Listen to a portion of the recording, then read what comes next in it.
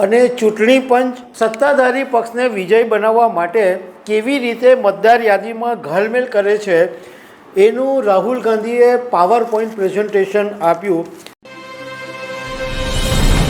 કોંગ્રેસ નેતા રાહુલ ગાંધીએ થોડા દિવસો પહેલાં એવું કીધું હતું કે ભારતનું ચૂંટણી પંચ છે એ ચૂંટણીની અંદર ઘાલમેલ કરે છે, ગોટાળા કરે છે અને ભાજપની સાથે મળીને વોટ ચોરી કરે છે.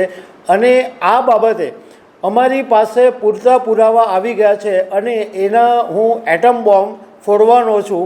એ એટમ બોમ્બ આજે રાહુલ ગાંધીએ ફોડી દીધો હતો અને દિલ્હીમાં એક પ્રેસ કોન્ફરન્સ કરીને રાહુલ ગાંધીએ મતદાર યાદીમાં કેવા છબરડા વળ્યા છે એનું એક પ્રેઝન્ટેશન રાહુલ ગાંધીએ આપ્યું. અને રાહુલ ગાંધીએ 1 કલાક અને 11 મિનિટ સુધી પત્રકારોની સાથે વાત કરી અને 22 પાનાનું પ્રેઝન્ટેશન આપ્યું. તો રાહુલ ગાંધીએ શું આરોપો મૂક્યા છે એના વિશે હું તમારી સાથે વાત કરીશ. મારું નામ રાજેશ શાહ છે અને તમે જોઈ રહ્યા છો ગુજરાતના સૌથી મોટા ડિજિટલ પ્લેટફોર્મ ખબરછે.com. રાહુલ ગાંધી ઘણા સમયથી ચૂંટણી પંચની સામે પડ્યા છે અને એવો આરોપ લગાવતા રહે છે કે ચૂંટણી પંચ વોટોની ચોરી કરે છે. આજે રાહુલ ગાંધીએ 1 કલાક અને 11 મિનિટનું એક પાવરફુલ પ્રેઝન્ટેશન આપ્યું અને ચૂંટણી પંચ સત્તાધારી પક્ષને વિજય બનાવવા માટે કેવી રીતે મતદાર યાદીમાં ઘાલમેલ કરે છે એનું રાહુલ ગાંધીએ પાવર પોઈન્ટ પ્રેઝન્ટેશન આપ્યું. અને રાહુલ ગાંધીએ કીધું કે એક જ મતદાર એક જ વિધાનસભા લોકસભાની અંદર 4-5 જુદા જુદા બૂથ ઉપર મતદાન કરે છે. એક જ મતદાર 3 રાજ્ય યુપી, કર્ણાટક અને મહારાષ્ટ્રમાં જઈને મતદાન કરે છે. અને રાહુલ ગાંધીએ સાથે સાથે એવી પણ વાત કરી કે ઘણા બધા મતદારોના ફોટાસ નથી, ફોટાસ છે તો અસ્પષ્ટ છે, ઘણા બધા મતદારોના એડ્રેસ નથી, એડ્રેસ છે તો સાવ નકલી છે. એવા બધા મુદ્દા પર રાહુલ ગાંધીએ વાત કરી.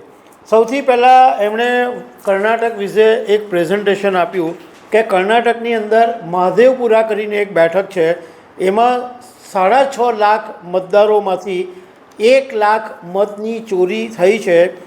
કર્ણાટકની અંદર અમને લોકસભામાં 16 બેઠકો મળી શકે એમ હતી, પરંતુ અમને 9 જ બેઠકો મળી હતી.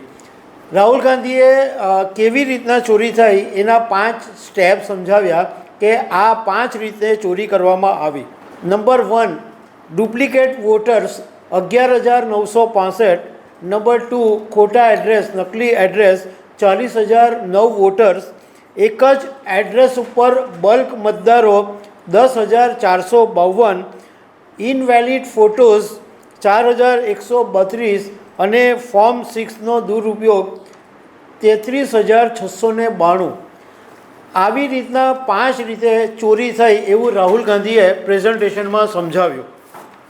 બીજો એમણે મહારાષ્ટ્ર સ્ટેટની વાત કરી કે મહારાષ્ટ્રની અંદર 40 લાખ મતદારો રહસ્યમય છે અને આ મતદારો વિધાનસભાની ચૂંટણીના થોડા સમય પહેલાં જ અચાનક વધી ગયા. તો એના વિશે પણ એમણે વાત કરી. હરિયાણાની ચૂંટણી વિશે રાહુલ ગાંધીએ એવું કીધું કે ચૂંટણી પંચ છે એ મતદારોનો ડેટા આપતું નથી. રાહુલ ગાંધીએ 1 કલાક અને 11 મિનિટ પત્રકારોની સાથે જે વાત કરી એમાં એમ કીધું કે આ ચૂંટણી પંચના પુરાવા ભેગા કરવા માટે અમે 6 મહિનાથી મહેનત કરી રહ્યા છે અને 7 ફૂટ જેટલા ઊંચા કાગળિયા બી જે બધા ડેટા ભેગા કરેલા છે એ કાગળ પણ રાહુલ ગાંધીએ બતાવ્યા અને 7 ફૂટ ઊંચા કાગળોને તપાસ્યા, એનું રિસર્ચ કર્યું અને એના પુરાવા ભેગા કર્યા. ચૂંટણી પંચને રાહુલ ગાંધીએ 2 સવાલ પૂછ્યા છે કે તમે ઇલેક્ટ્રોનિક્સ ડેટા અમને કેમ નથી આપતા અને નકલી મતદાન થઈ રહ્યું છે એના વિશે શું કહેશો, એવા 2 સવાલ એમણે પૂછ્યા છે. રાહુલ ગાંધીએ બીજી વાત એ કરી કે 3 પ્રકારની ગરબડ આ મતદાર યાદીમાં જોવા મળી. એક તો ઘણા મતદારોની યાદીની અંદર ઘરનું સરનામું જ નથી. કોઈ જગ્યાએ સરનામું છે તો ત્યાં આગળ એડ્રેસ 0 બતાવે છે, અથવા ત્રીજું કે કોઈ જગ્યાનું એડ્રેસ બતાવે તો એની અંદર સ્ટ્રીટ નંબર 0 બતાવે અને મહિલા કે પુરુષોના નામ હોય એ એવા વિચિત્ર રીતે લખેલા હોય કે HYDK કે RBDT કે એવું બધું લખેલું હોય. તો આવા પ્રકારના જે વોટર્સ છે એવા 40,000 વોટર્સ છે.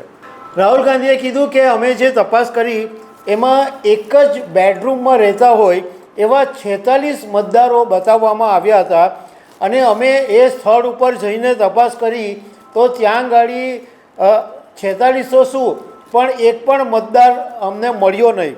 બીજું, એક જગ્યાએ બિયર બનાવવાની જગ્યા પર 68 લોકો રહે છે એવું બતાવવામાં આવ્યું હતું અને એડ્રેસ હતું 153 BIERE અને અમે ત્યાં જઈને તપાસ કરી તો ત્યાં અમને કોઈ મતદાર કે કશું કંઈ મળ્યું નહીં.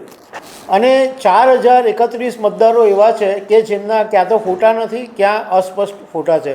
મતલબમાં રાહુલ ગાંધીએ જે વાત કરી હતી એ પ્રમાણે ચૂંટણી પંચની સામે એટમ બોમ્બ ફોડી દીધો છે અને પુરાવાની સાથે રાહુલ ગાંધીએ પોતાની રજૂઆત કરી છે અને આવતીકાલે ભારતના ચૂંટણી પંચની ઓફિસે વિપક્ષો રેલી કાઢીને જવાના છે.